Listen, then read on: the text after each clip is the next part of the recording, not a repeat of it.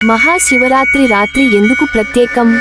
ఏటా కోట్లాది మంది భక్తులు ఈ పవిత్ర రాత్రి నిద్రలేకుండా ఉంటారు. కానీ దీని వెనుక ఉన్న రహస్యం ఏమిటి? పురాణాల ప్రకారం ఈ రాత్రి బ్రహ్మాండ శక్తి అత్యున్నత స్థాయికి చేరుకుంటుంది మరియు శివుడు తన దివ్య తాండవ నృత్యాన్ని చేస్తాడు. ఈ సమయంలో భక్తులు ఓం నమః శివాయ మంత్రాన్ని జపిస్తూ ఆలయాల్లో ధ్యానం చేస్తారు.